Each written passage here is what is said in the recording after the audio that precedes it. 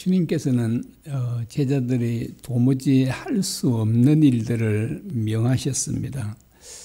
마태복음 10장 8절에 이렇게 말씀하고 있습니다. 병든 자를 고치며 죽은 자를 살리며 나병 환자를 깨끗하게 하며 귀신을 쫓아내되. 제자들에게 이제 주신 말씀이죠. 제자들에게 주신 명령입니다. 병든 자를 고치며 나병 환자를 깨끗하게 하며. 제자들 가운데는 의학을 공부한 사람이 아무도 없죠. 있는가요? 제가 알기로는 없다고 생각합니다. 그렇게 의사도 한 사람도 없는데 병든 자들을 고치라라고 하지 않습니까? 더구나 불치병인 문둥병자도 고치라 이렇게 주님께서 명령하셨습니다. 그리고 주님은 귀신들도 쫓아내라라고 합니다. 사람은 귀신을 이길 수가 없지 않습니까? 귀신은 영적 존재이고 우리는 육신을 갖고 있고 귀신하고 우리는 상대가 되지 않죠. 그런데 귀신을 쫓아내라. 귀신 들린 사람들도 고쳐주라. 이렇게 말씀하십니다. 더 나아가서는 주님께서 말씀하시기를 죽은 자를 살리며라고 합니다. 죽은 자도 살려내라. 이렇게 말씀하십니다. 자, 제자들에게 명하신 말씀들은 제자들이 정말 도무지 할 수 없는 일들이잖아요. 도무지 할 수 없는 이런 일들을 명하신다면 이것은 참 부당한 일이지 않습니까? 그래서 주님은 참 부당한 분처럼 보입니다. 그러면 정말 우리 주님은 부당한 분이실까요? 그렇지 않음을 우리는 잘 알고 있습니다. 왜냐하면 주님께서 명하신 이 모든 일들을 할 수 있는 권능을 제자들에게 주셨기 때문입니다. 마태복음 10장 1절에 이렇게 말씀합니다. 예수께서 그의 12제자를 부르사 더러운 귀신을 쫓아내며 모든 병과 모든 약한 것을 고치는 권능을 주시니라 라고 합니다. 자, 이제 이 권능을 받은 제자들이 나가서 각 처로 나가서 주님의 복음을 전했죠. 그리고 그 많은 병자들을 고쳤다라고 합니다. 그래 누가복음 9장 6절에 이렇게 말합니다. 제자들이 나가 각 마을에 두루 다니며 곳곳에 복음을 전하며 병을 고치더라라고 합니다. 그래서 수많은 병든 자들을 진짜로 고친 거죠. 귀신 들린 자도 깨끗하게 고쳐주었다라고 그렇게 말합니다. 그런데 이 주님께서 권능을요 12제자들에게만 주셨을까요? 아니면 오늘날 우리에게도 권능을 주셨을까요? 여러분은 어떻게 생각하십니까? 나는 아무리 생각해도 나한테는 권능이 없는 것 같아요. 이렇게 이제 말하실 분도 있죠.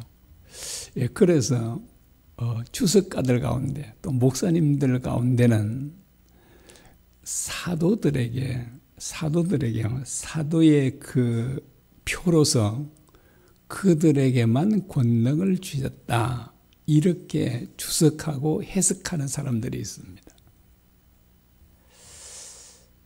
그래서 12사도들에게는 특별히 사도의 표로서 그들에게 권능을 주어서 교회를 세우게 하고 그 모든 일들을 수행할 수 있도록 하기 위해서 그들에게는 특별한 이런 권능을 주셨지 일반 우리들에게는 권능을 주시지 않았다. 그래서 우리에게는 권능이 나타나지 않는다. 이렇게 추석하기도 하고 또한 어떤 목사님들은 그렇게 설교하기도 합니다.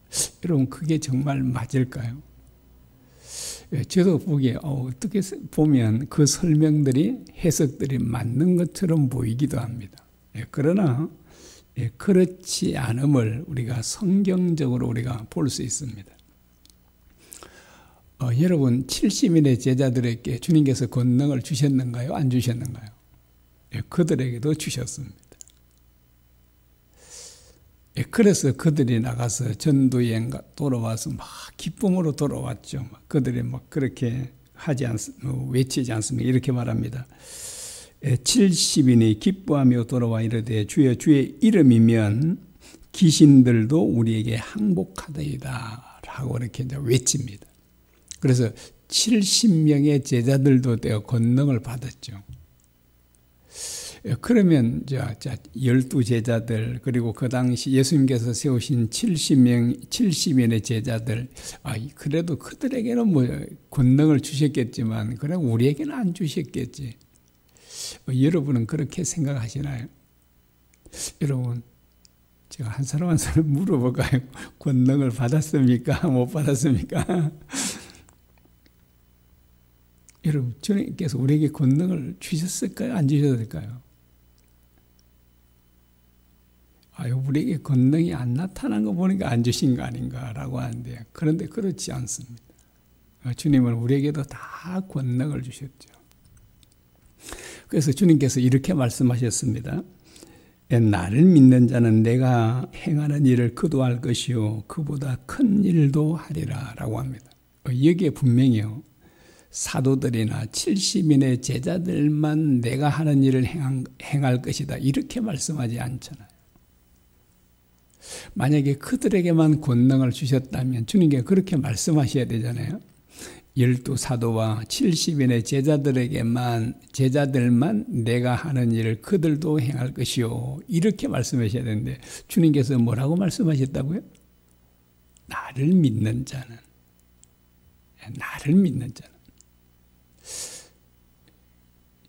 예수님을 믿는 자 이런 말이죠. 여러분 예수님 믿으세요? 안 믿으세요?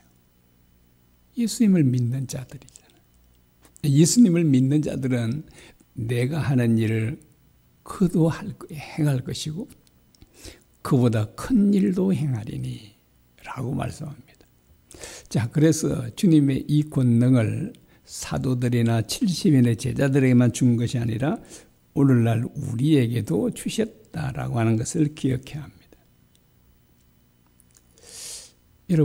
여러분은 누구의 이름으로 기도를 하죠? 주님의 이름으로 기도하잖아요. 여러분 주님의 이름을 받으셨습니까? 다 받았잖아요. 다 받고 여러분들은 계속 주님의 이름으로 기도합니다라고 하지 않습니까? 그런데 주님의 이름에는 놀라운 권세가 있습니다. 여러분 사도들이 어떻게 귀신을 쫓아내고 병든 사람을 고쳤습니까? 주 예수 그리스도의 이름으로. 그 이름으로 하죠. 나사렛 예수 그리스도의 이름으로 명하노니 일어나 걸어라. 일어나 걷고 그러잖아요. 그 이름을 믿는 모든 사람에게 주셨다라고 하는 것입니다. 자, 그러면 이제 그 권능은 언제나 나타나는가 이 질문을 해볼 수 있습니다. 여러분, 자, 주님께서 이제 권능을 주셨고 그 권능을 우리들이 받았는데 그 권능을 주님의 권능을 받은 우리는 그 권능이 언제나 나타납니까? 나타나지 않을 수도 있습니까? 나타나지 않을 수도 있다는 것을 자, 오늘 본문에서는 말씀하고 있죠. 자, 이 권능이 왜 어떤 때는 나타나고 어떤 때는 나타나지 않는가라고 하는 것입니다. 왜 그럴까요? 여러분, 이 권능이요, 우리에게 있지 않기 때문에 그렇습니다. 주님께 우리에게 이제 권능을 주셨지만 그 권능이 우리에게 있지 않다는 것 사실이에요. 자, 그 권능은 주님에게 있는 거죠. 그래서 만일 예를 들어서 주님께서 우리에게 예를 들어서 이제 그 권능이 물처럼 주셨다면 우리가 그 물을 사람들에게 줄 수 있잖아요, 이렇게. 그런데 그렇게 할 수 없다는 사실입니다. 자, 이 제자들은 이미 권능을 받았음에도 불구하고 그들은 그 권능을 나타내지 못합니다. 왜 그렇다고요? 그 이유를 주님께서는 말씀하셨습니다.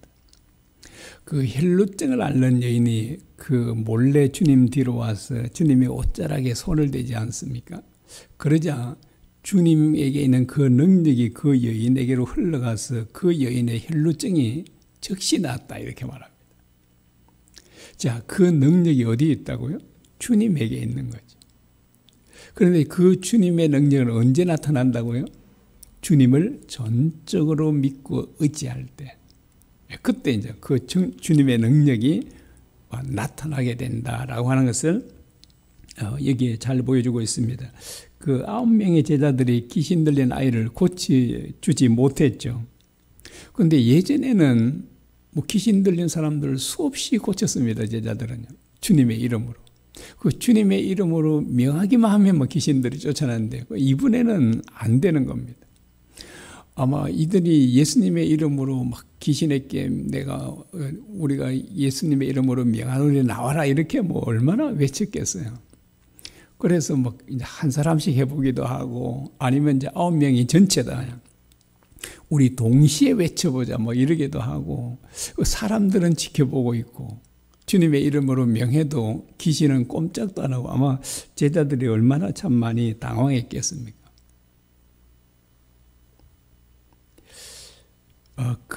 이 권능을 받아도 이렇게 항상 그 권능이 나타나지 않을 때가 있다라고 하는 걸 보여주죠.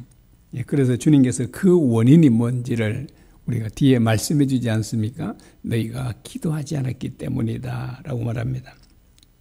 자, 주님께서 이제 귀신 들린 아이를 데려오라고 합니다. 그러자 귀신이 주님을 보고 막 발작을 일으켰죠. 그래서 그 아이가 땅바닥에 엎드러져 뒹굴면서 이제 거품을 내기를 시작합니다.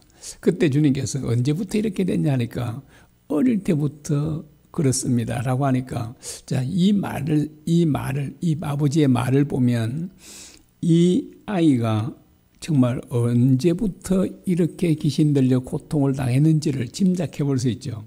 그래서 이제 이걸 해석을 보니까요. 해석한 데 보니까 유소년 때부터 그 청소년 때까지 되었을 것이다. 이렇게 이제 해석한 데가 있더라고요.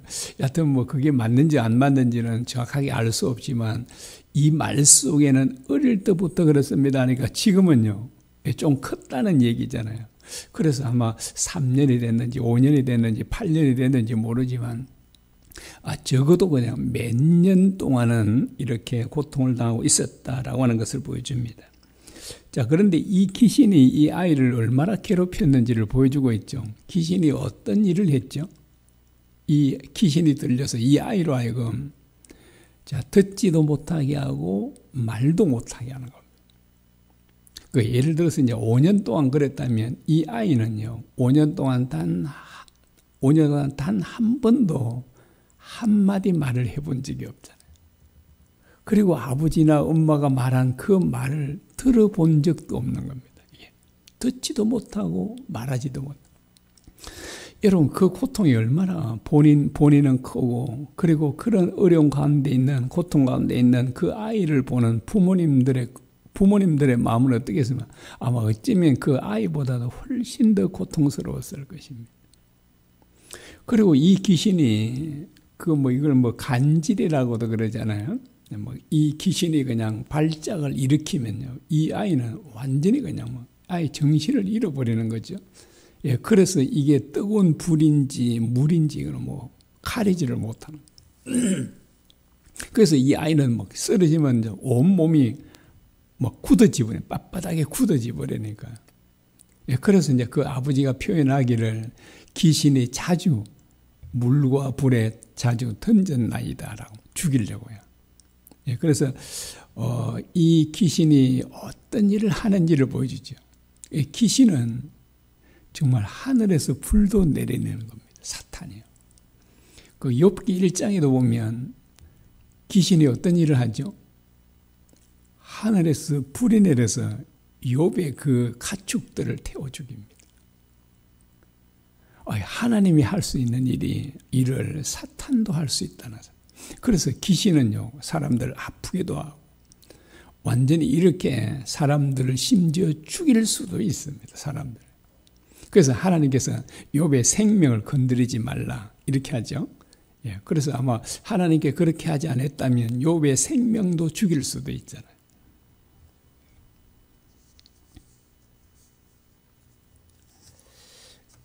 이제 이 말씀을 보면 귀신이 이 세상에 온 목적이 뭔지를 알 수 있죠. 귀신은 하나님의 형상대로 지음을 받은 우리 인간들을 철저하게 파괴시키는 겁니다. 정말 귀신에게는 뭐 봐주는 게 없어요. 아무리 눈물로 애원해도 봐주지 않습니다. 왜 그럴까요? 귀신에게는 피와 눈물이 없다 그러잖아요. 그들에게는 긍휼이 요만큼도 없는 겁니다. 그래서 귀신은 뭐 어린아이든 누구든 뭐 그냥 상관없이요. 그들을 파멸시키는 것이 귀신이 이 세상에 온 목적이다라고 하는 것을 알 수 있습니다. 그럼에도 불구하고 사람들은 이것을 모르고 귀신들을 얼마나 많은 사람들이 섬기고 있습니까? 그 귀신 들린 아버지가 이렇게 말합니다. 그러나 무엇을 하실 수 있거든 우리를 불쌍히 여기사 도와주옵소서라고 합니다. 그때 이제 주님께서 할 수 있거든이 무슨 말이냐? 믿는 자에게는 능히 하지 못할 일이 없느니라. 주님께서 말씀하시면 나를 믿는 자는 능치 못할 일이 없다라고 합니다. 그 회당장 야이로의 딸이 죽었다고 이제 하인들이 소식을 전해옵니다. 자, 그 소식을 들었을 때 아마 회당장 야이로는 절망했을 것입니다. 그때 주님께서 하신 말씀입니다. 자, 두려워하지 말고 나를 믿기만 하라라고 하십니다. 나를 믿기만 하라. 그러면 내 딸이 살아날 것이다 라고 하시죠. 그래서 주님께서 말씀하신 나를 믿는 자는 죽어도 살겠고 라고 하지 않습니까? 주님을 믿으면 죽어도 살 수 있는 거죠. 그래서 주님께서 회당장 야이록에 두려워하지 말고 나를 믿기만 하라라고 합니다. 자, 이 귀신 들린 아이 아버지가 이제 주님의 말씀을 듣고 있죠.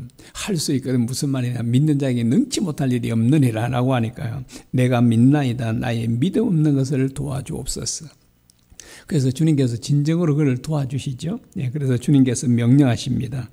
말 못하고 못 듣는 귀신아 내가 네게 명하노니 그 아이에게서 나오고 다시 들어가지 말라. 그러자 이제 즉시 깨끗하게 나왔죠. 그래서 귀신과 주님은 정말 완전히 대조적이죠. 귀신은 우리 인간들을 정말 죽이고 멸망시키기 위함이고요. 주님은 우리들에게 참 자유를 주시려고 참 생명을 주시려고 오셨다는 것을 알 수 있습니다. 이제 제자들이 물었죠. 우리는 어째서 귀신을 쫓아내지 못했습니까? 라고 하니까요. 그러자 주님께서 기도 외에 다른 것으로는 이런 종류가 나갈 수 없느니라 라고 합니다. 제자들의 실패 원인은 기도를 게을리했기 때문이다 라고 합니다. 제자들이 기도했을까요? 안 했을까요? 기도했겠죠, 당연히요. 기도했겠죠. 그런데 기도를 하기는 해도 좀 형식적으로 게을리 했던 것을 알 수 있습니다. 그런데 이 동일한 사건을 마태복음에서는 어떻게 말씀하시냐니까 너희 믿음이 작은 영혼이라 이렇게 말씀하십니다. 그래서 이 기도와 믿음은 같다는 것을 알 수 있습니다. 같다는 것을. 그래서 주님께서 본문 23절에도 믿음을 강조했지 않습니까? 믿는 자에게는 능치 못할 일이 없느니라 이렇게 합니다. 자, 제자들의 실패 원인이 어디 있습니까? 믿지 않았기 때문에. 또 이것을 다르게 표현하면 그들이 기도하지 않았기 때문이다 라고 이렇게 말합니다. 그래서 주님께 기도한다는 것은 주님을 의지한다, 믿는다는 말과 동일하다라고 하는 것을 보여줍니다.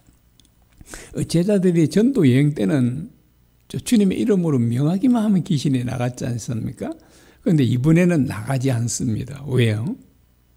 그들이 기도하지 않았기 때문에, 기도를 게을리했기 때문이다라고 합니다. 그래서 이제 우리가 이제 이 말씀을 보면 우리가 어떻게 주님의 그 능력을 나타내는 삶을 살 수 있는지를 보여주죠. 우리가 어떻게 하면 되죠? 우리가 기도에 전념하면 우리를 통해 기도의 능력이 나타날 수 있다라고 하는 것을 우리에게 말씀해 주고 있습니다. 자, 제자들이 실패한 원인은 이제 크게 두 가지라고 할 수 있습니다. 첫째는 기도를 게을리했기 때문이고, 두 번째는 자신들의 경험과 지식을 의지했기 때문이다. 이렇게 말할 수 있을 것입니다. 자, 이 두 가지 원인 때문에 그들이 바로 이 능력을 나타내는데 실패했다라고 하는 것을 보여줍니다. 그 사도 바울이 에베소에 가서 이제 복음을 전하고 할 때 놀라운 능력이 나타났습니다. 수건을 갖다 던져도 병도 낫고, 그리고 주님의 이름으로 명하면 귀신들 쫓아나잖아요. 그래서 한 유대 제사장의 아들들도 사도 바울을 보고 자기들도 이제 예수님의 이름으로 명하면 귀신도 쫓아낼 수 있겠다. 그런 이제 시험 삼아 해봤습니다. 이제. 그런데 그 귀신들이 뭐라고 하는지 아세요? 자, 내가 예수도 알고 바울도 알거니와 너희는 누구냐 그러면서 막 그들 그 형제들 위에 막 이렇게 누른 거예요, 그냥. 그래서 그들이 막 올라타고 막 그렇게 이제 구타도 하고 막 이러니까 막 그들이 막 이제 옷도 벗은 채로 막 상처내고 막 그래서 도망을 갔다. 이렇게 이제 얘기를 합니다. 이제 그 소식을 듣고 에베소서에 있는 사람들이 다 두려워 떨었다. 이 얘기를 하고 있습니다. 예, 그래서 주님의 이름으로 명한다고 다 되는 게 아니죠. 어떤 사람이 명해야 되죠? 정말 기도하고 주님을 의지하는 사람, 주님을 정말 의지하는 사람이 명할 때 그런 능력이 나타난다는 것을 알 수 있습니다.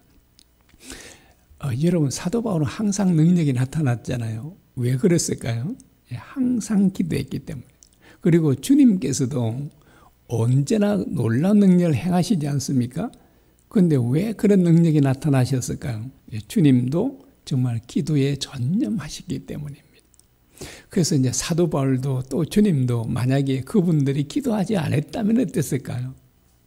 뭐 그럴 일이 없겠지만 그분들은 언제나 기도했지만 만약에 그분들도 기도하지 않았다면 그분들에게도 능력이 나타나지 않았을 것이다 라고 하는 것입니다.